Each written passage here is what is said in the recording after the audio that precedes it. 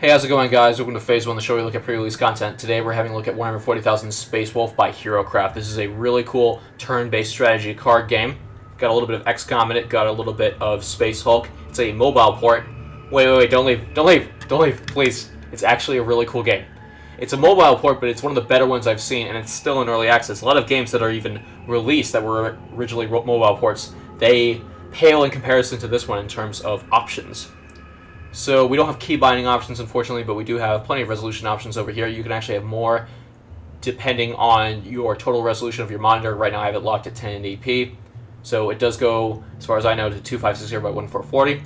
You have windowed mode, you have full screen, no borderless, unfortunately. You do have separate volume sliders. There's no dialogue, there's no voice acting in the game, only dialogue, so you have several language options over here. Gameplay show tiles, those are the strategic tiles you move on. Plenty of video effects, honestly, for a mobile port. The game is actually a decent-looking game in action, and even over here you're noticing some nice detail, a little bit of a blurry texture over here, but some nice detail nonetheless in the Space Marine armor. So, before we dive right into a game, just to briefly sum some things up, multiplayer is a little bit flaky right now. It works just fine technically, but the issue I've been having is I keep running into players who are way better than me. Primarily because of the card system, which we'll talk about in a second. Challenges, I'm assuming these are going to be like skirmish modes where you can get extra stuff. That's currently not in the game. Now, for those of you wondering, yeah, it's a mobile game. It was originally free to play, but they've removed all the microtransactions. At least for now. I don't know if they're going to add them in later. I don't know if they're going to monetize the game with DLC. Who knows? But for now, for $10, if they don't plan on adding microtransactions, I gotta say this is a really cool purchase, but they have to iron out some of the flaws that are coming with early access. A couple bugs, and most importantly, the tutorial, because the tutorial is god-awful. I could only really recommend this game right now to people who are really deep into strategy games, who have $10 to spare. Because while I think it's a good game, the tutorial has made it a little bit frustrating to get through it. But if you are into strategy titles, especially turn-based ones, I can say that you might like this one a lot. It is very challenging, though, so bear that in mind. But anyway, so how it works is that you have these decks over here, and these are attached to each of your types of Space Marines that you can. So you have the Scout type, ones with typical power armor, and then you have your Terminator Space Marines. Scouts are these types that can move around the battlefield fairly easily. They have some really cool melee weapons, like combat knives, and as you might guess from the crosses over here, they can use sniper rifles, which have 5 range, and they do a ton of damage. Terminators are these big, hulking guys. They're pretty much the opposite of Scouts. They move very slowly across the battlefield, but they have really heavy-duty, close-range melee weapons, and some pretty powerful mid-range weapons as well. Not a lot of long range though. And power armor is like a strike in between. So you have a mix of melee and medium range weapons, and some decent mobility through something like jump packs, or jet packs, I should say. I always keep forgetting which one it is. Let's actually have a look. Yes, yeah, jump pack. There we go. So you have a variety of cards to choose from, and you can stack them together and pretty much add, as far as I know, any amount of cards you want. So you can have an entire deck based on just movement cards. Don't know why you'd do that, but whatever. It's your funeral. So you collect cards in the game by either, I guess you can call scrapping them. I was going to say disenchanting. Or you can upgrade them to get better cards. So you see these little gold things right over here? Those are levels. So each one will do something a little bit better than the other. So you notice like this one, move, and then it has move a character, +1 movement range.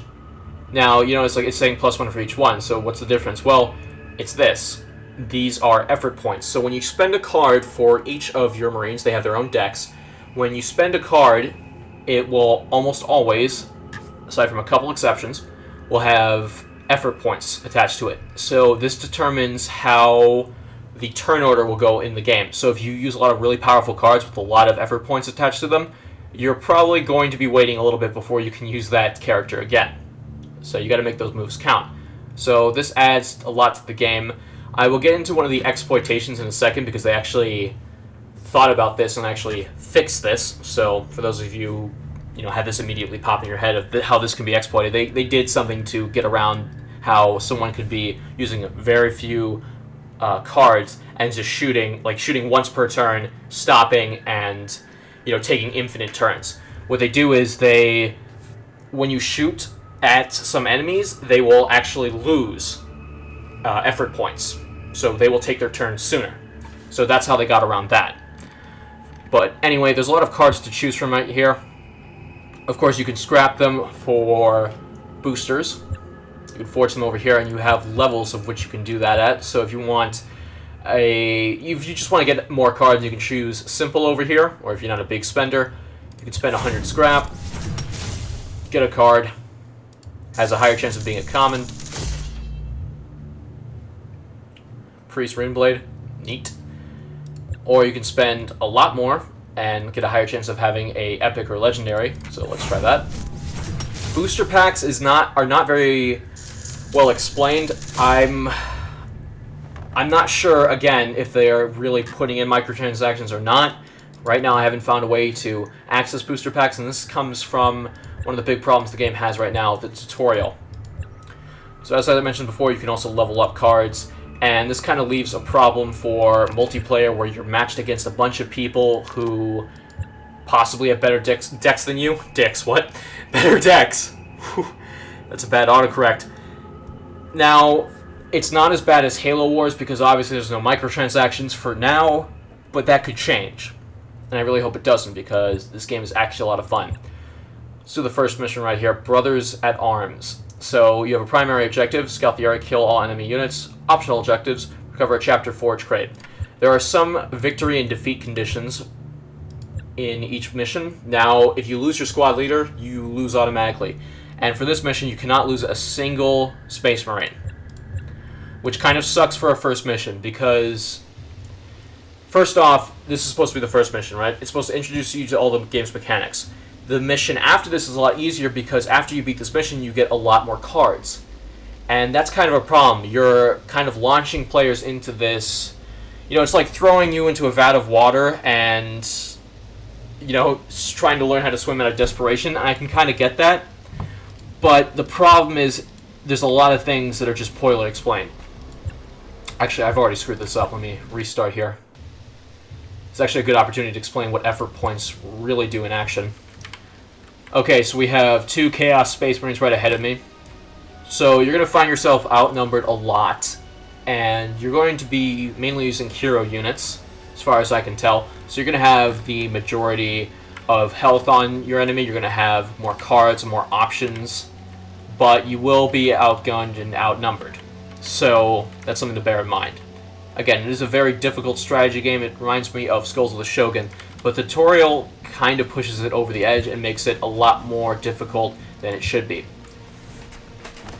I had to eventually learn everything on my own. The UI doesn't help either. Some of it is pretty good and well designed. Other times it should benefit a lot more from hover over tooltips. But whatever, once you start learning the mechanics, it's not too bad, but the first mission is incredibly difficult in that you can't lose a single Space Marine, and you have a very limited selection of cards at your disposal. Once, of course, you beat the first level, you get all this extra stuff, all these unlocks, and you have a pretty good idea of how you're going to build your deck. But until then, the first level is a really bad example of how to do first levels in a video game. And I missed already, so that's pretty bad. Alright, so let's go over the card information again. So you have effort points right over here. I spent a card that used 8 effort points. So right now, if I end my turn, I can actually take my turn again, because I will end up having the lowest amount of effort points out of the 3 of us over here. So I'm actually going to do that, because I can actually shoot twice. Now you notice their effort points drop right over here. So the effort point tick is a little weird in this game. Sometimes it's 4, sometimes it's 1. I can't tell you, what are the conditions to change that up. Maybe it's because I ended my turn like that it only dropped by 4 instead of 1 normally. Again, the game doesn't tell you, and that's really frustrating. There are some things that you can pick up on your own. If you have played a lot of strategy titles, you can really understand it. But for the most part, it really needs a better tutorial right now, because I can only recommend this game to hardcore strategy fan titles who are easily who can easily learn games like this. But for the casuals, the game itself was already really difficult too, and we'll talk about that a little bit more later. Okay, so this is 140 damage and 82% chance to hit each shot. But this is a flamer, so it has a nice cone of fire, so we're going to save that. We could run up to him and use the chain sword. Kind of feeling like that. You can use cards to move instead of attack, by the way, so I'm not just stuck here. So I can actually click on this guy and have this little range of movement. Again, it's better to use a movement card because movement cards have less effort points attached to them. Like you notice this one, if I use this one to move, I would be put up to 8. And now I'm still at a little higher effort point than... I'm at higher effort points than these guys, so this is definitely my last turn before I get shot at. So let's use the chainsword over here. We're going to use this one for maximum damage. This swings twice, so you have a 74% chance to swing and hit each time. So please hit. Thank God. Okay. If we hit it earlier with that other gun, we would have killed this guy, but whatever. Now he's going to take 2 swings at me there. He missed for one of them. And he missed. That's pretty unlucky. So he's moving. And like Space Hulk, you can only really hit what's in front of you. There is a weird thing going on with the chain sword. So if an enemy kind of goes up from behind you, you have to turn, and you have to spend a turn moving over so you can actually spend to just flat out turn. You may have noticed that when I moved over there, you had these little arrows. But the problem I have is diagonally, I've been hit by this chainsword. Yet, you're noticing when I select it over here, like this is my cone of fire right now, I can't, hit here or here if they were over here. But they can hit me diagonally.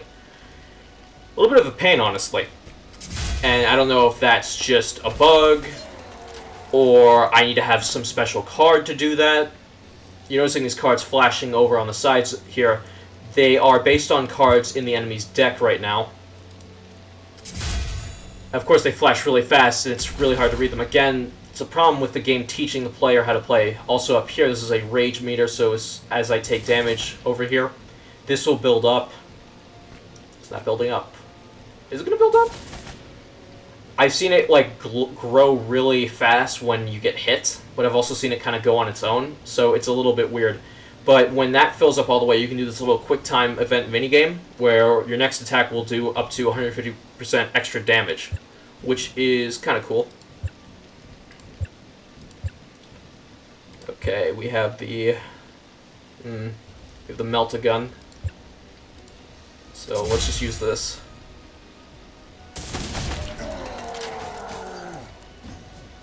Again, the model detail is really nice. I do appreciate it when the developers, when it comes to Warhammer 40,000 games, a lot of them just kind of look pretty bad. But for the most part, a lot of them, when they do the graphics right, they always get the models right. It's really cool. Just some dialogue over here. It's amusing to read. It's typical over-the-top sci-fi fantasy dialogue, so it's fitting for the Warhammer 40,000 universe. By the way, there's actually enemies in this game with chainswords with bayonets attached to them. I'm not fucking kidding. It is the most metal fucking thing ever.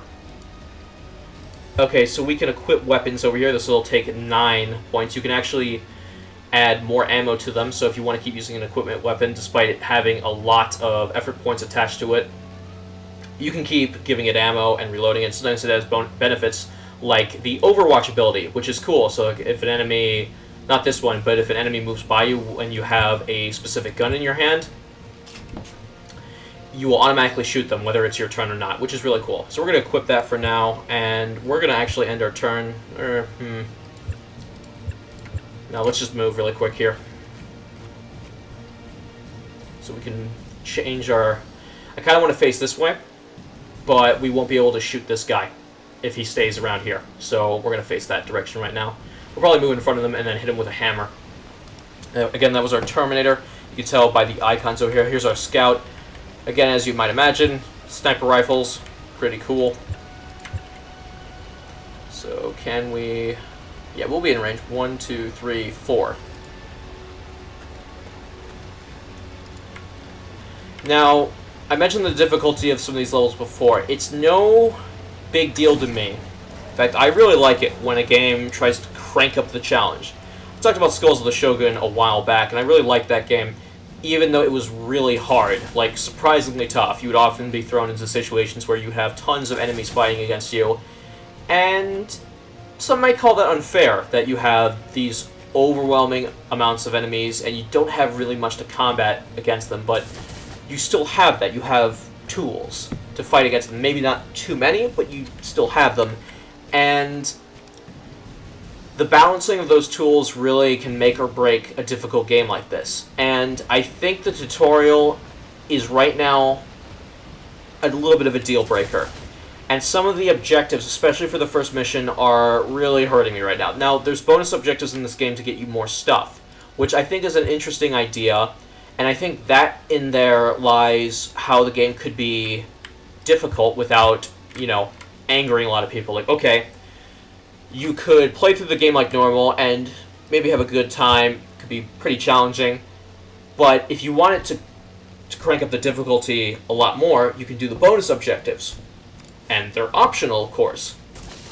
It's kind of like, Jim Sterling talked about this a while ago in Kirby games. Yes, I'm comparing a game about a pink, lovable fluff ball to a Darkrim 40,000-year universe.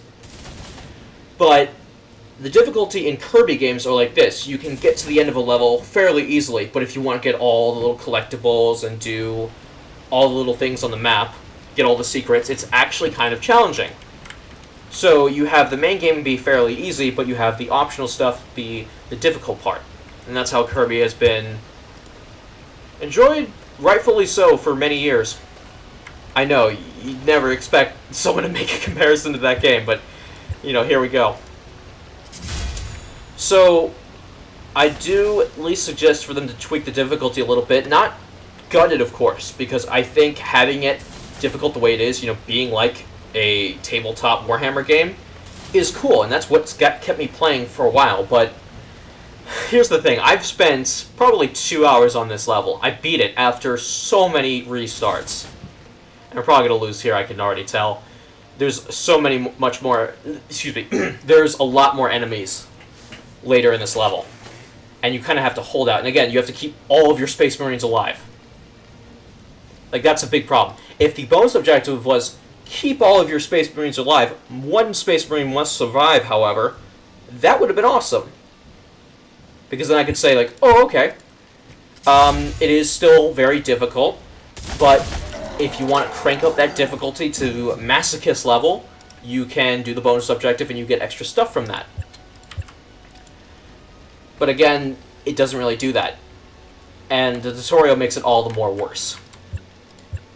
So, yeah, it's a little bit weird.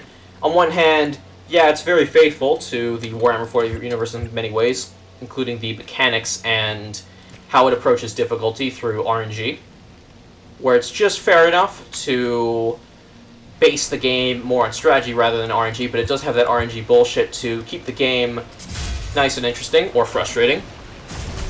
But the tutorial does let it down, some of the UI elements do let it down. The game does look nice, the soundtrack is pretty good, but the sounds do loop a little bit too much for my liking. But for $10, I think this game is going to grow into a really, really cool game out of early access. Hopefully it does. I think there's a lot here to recommend the purchase to hardcore strategy fans, at least for now.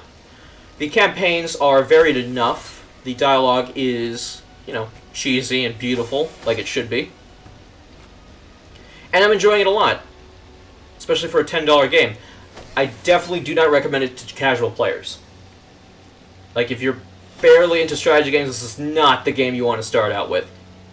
But it is a ton of fun, despite me sucking at it and getting killed over and over again. But I would at least wait a little bit longer if you are a little bit concerned about the frustrating elements of this game, because be prepared to spend a lot of time on one level. And for once, doing that doesn't piss me off like it should.